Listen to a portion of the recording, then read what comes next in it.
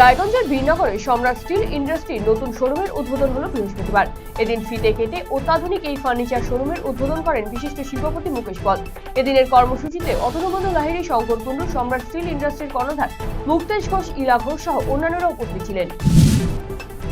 শিলিগুড়ি মাটিগাড়া থেকে শালুগাড়া পর্যন্ত তৈরি হচ্ছে 4 লেন সড়ক। যানজট সমস্যা থেকে মুক্ত করতেই এই উদ্যোগ কেন্দ্রীয় সরকারের। সেই উদ্যোগের ফলে হয়েছে বহু মানুষ সমস্যার সম্মুখীন।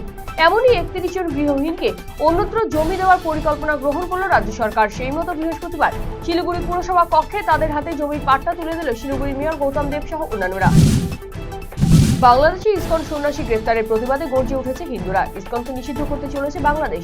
এই প্রেক্ষাপটে ক্ষতির মুখে দক্ষিণ দিনাজপুরে হিলি ইমিগ্রেশন চেকপোস্ট এলাকার ব্যবসায়ীরা। এই চেকপোস্টে ভিসার মাধ্যমে ভারত বাংলাদেশের দুই দেশের লোক পারাপার করে, কিন্তু বাংলাদেশে অস্থির পরিস্থিতির কারণে হিলি ইমিগ্রেশন চেকপোস্টে পারাপার প্রায় বন্ধ বাংলাদেশিদের ভিসা না দেওয়ায়। ট্যাব কাণ্ডের সাথে জড়িত থাকায় একের পর এক দোষীদের গ্রেফতার করছে পুলিশ। শিলিগুড়ি 40 জন পড়ুয়ার ট্যাবের টাকা গায়েব হয়ে যায়। তারই তদন্তে নেমে মালদার বৈষ্ণবনগর থানা এলাকা থেকে মনোজ চৌধুরী নামে এক ব্যক্তিকে গ্রেফতার করল শিলিগুড়ি সাইবার ক্রাইম থানার পুলিশ। পুলিশ সূত্রে জানা গিয়েছে, মালদা জেলার বৈষ্ণবনগরের সিএসপি চালাত ধৃত ব্যক্তি সেই সিএসপির আড়ালে ট্যাব চক্রের সাথে জড়িত রয়েছে সে। আবাস যোজনার বাড়ি পাওয়ার উপভোক্তার যোগ্য কিনা তা সরজমিনে খতিয়ে দেখতে উপভোক্তাদের বাড়িতে গেলেন জেলা শাসক, পুলিশ সুপার সহ উচ্চপদস্থ আধিকারিকেরা। উল্লেখ্য, গোটা রাজ্য জুড়ে চলছে আবাস যোজনা সার্ভে।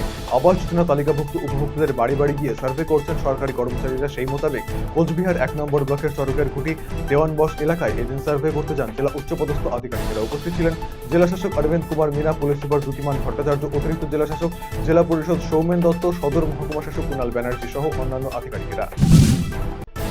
অবৈধভাবে বালি চুরি বন্ধ করতে ফের অভিযান প্রশাসনের। বৃহস্পতিবার উত্তর দিনাজপুরের চোপড়া ব্লকের ডাউক নদীর একাধিক ঘাটে চোপড়া থানার পুলিশকে সঙ্গে নিয়ে অভিযান চালায় ভূমি ও ভূমি সংস্কার দপ্তরের আধিকারিকেরা। অবৈধভাবে বালি তোলার বেশ কিছু সরঞ্জাম, নৌকা, মেশিন পুলিশ বাজেয়াপ্ত করে বেআইনি বালি বাজার রুখতে ধারাবাহিকভাবে অভিযান চালানো হবে বলে জানা গিয়েছে প্রশাসনের তরফে। একগুচ্ছ দাবি দাবার ভিত্তিতে বৃহস্পতিবার রায়গঞ্জের কর্ণধরায় অবস্থিত জলসম্পদ উন্নয়ন ও অনুসন্ধান দপ্তরে ডেপুটেশন দিল রাজ্য কোঅর্ডিনেশন কমিটি অনুমোদিত কৃষি কারিগরি কর্মসংস্থার সদস্যরা। এদিন দপ্তরের সামনে বিক্ষোভ কর্মসূচির পর দপ্তরের আধিকারিক বাবলু রায়ের কাছে স্মারকলিপি প্রদান করেন উপস্থিত নেতৃত্ব। শূন্য পদে কর্মী নিয়োগ, উন্নত মানের সহায়ক যন্ত্রাংশ প্রদান, কর্মরত কর্মীদের পদোন্নতি সহ বিভিন্ন দাবিতে সরব হন আন্দোলনকারীরা।